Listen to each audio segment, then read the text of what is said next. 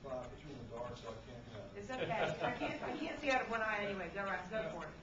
I mean, have you been brought along, are you comfortable with? I actually am looking forward to this for a couple of reasons. You know, being Grace done that on 280, it would be really great if we had something going on in their school that I can call, and they might be able to handle it without ever having to send anybody all the way out from operations. It would save us time and energy.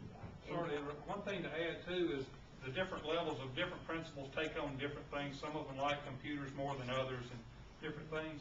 The ones that are comfortable with it can program their own scheduling and time. Love it. And, you know, that would give them a little benefit to have too. When they have something, they can try it. If they have trouble, they could email us. They can't currently do that? No, ma'am, they cannot. A lot of it, we not even sure we can do on most of them, because Hoover High School, you know, we opened it up in '94. And in '96, they quit supporting the software for the QNIX system which operates it. And we've always had a building personnel on site that could run it there, but we backdate that system to keep it up and running, and it's functional, but you have no remote capabilities. So on the volleyball tournaments, when they're hot, cold, you have to call somebody and send them, where a lot of times somebody could check it from their home computers.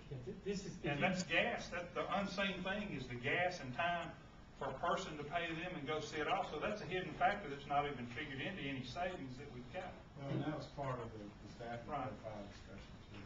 And on the stocking parts, some of the control boards from the three different systems, they're around $300 to $400 for some of them, the individual controllers. And we do have one of those available in our system now. When it goes bad, we replace it or send it off to be repaired. So we do stock something so we can have something instantaneous. We try not to keep too many of them, because the places where we buy from keep them in stock, but we do try to keep that one of each kind on board. The only other oddball we got into compressors, and I wanted to mention it because we had a situation with compressors. There's a 277 volt single phase compressors at Simmons Middle School. We did stock 2 of those and have those, because those were special order from Copeland only, and it'd take like 3 or 4 weeks to get one. And so that's the oddities. You know, when we have something like that, we do try to stock something that you know is going to be a long lead time to get. So you're talking about people being on call 24 hours a day. If you get to the Hoover firewall, you can adjust this from home anywhere on the web, anywhere in the world. You can adjust. You can see what's going on at school. You know, I may end up regretting this, but Linda Joseph is. I'm just thinking about my bus gut 1028. I understand. We did a complete change out of the control system at Hoover. It is a web-based control system. I don't know, Ms. Joseph, you may want to say something, you may not want to say something. You know what the conditions were in your building prior to, you know what the conditions are now, you might want to address it. It was absolutely horrible last year. Very hard to get it regulated. It could come up for a while and then go back down, and lots of issues. And I would say the last month or so has been very, for the most part, we've had a couple of issues, but for the most part, smooth sailing. Now that I've said that, I've jinxed it, but it's ancient equipment that seems to have been repaired somehow. So thank you guys. You want me to tell you about the numbers? I'll do this briefly. Okay. What we did, we took the 17 schools, and John gave us the square footage and the total, the combined electrical and natural gas costs for these schools from January through August of 2008. And then we extrapolated those numbers through January, through December of that year. So we have estimated dollars per square foot for each school for 2008. And we were trying to look at some correlation between these schools. Was it the elementary schools, would they tie together with the type of air conditioning, or the high schools with sizes? How did they tie together? And the only way we could get them to correlate, the way we finally got them to correlate was based on the level of functionality of the air conditioning systems. The top 4 schools have the most functioning control system, and their average cost per square foot was $1.32 a year, a square foot a year. And then the middle group was $1.78, and the worst group was $2.13. And so in the best group, you have a Deer Valley, Gwynn, Hoover, and Hoover Freshman.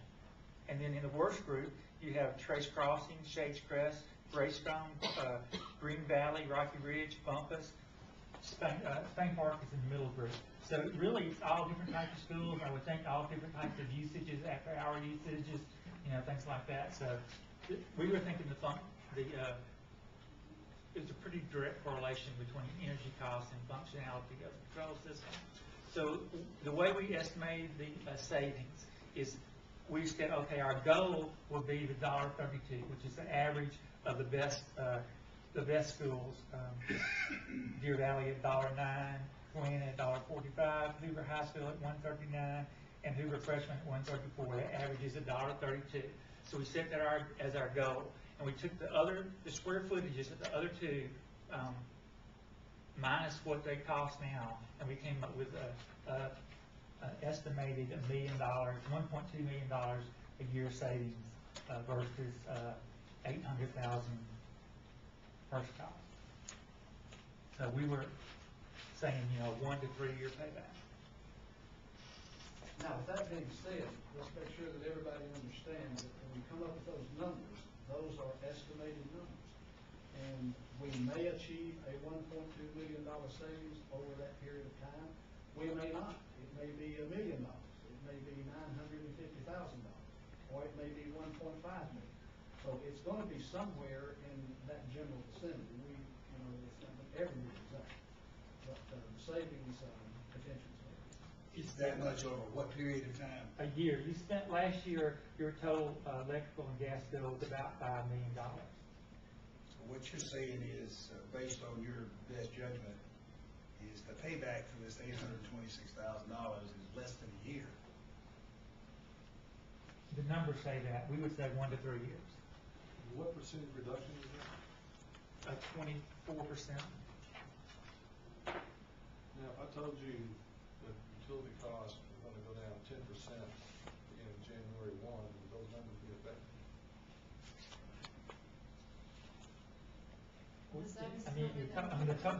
The 5 million we would do. No, again, I'm not arguing it. Well, they're not going down there, are they? Yeah, natural gas, electric costs going down for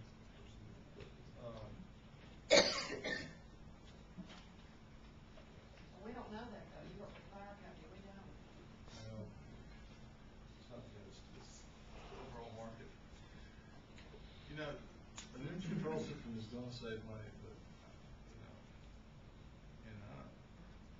the only problem I've got is big number, there's big decisions to be made, and, these guys out here in the audience, Arnold, you want to comment? Are there any economizers incorporated into the system? A lot of the,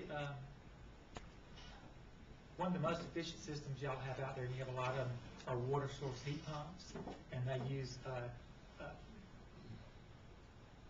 cooling, a loop. They have a loop of water to reject the heat, and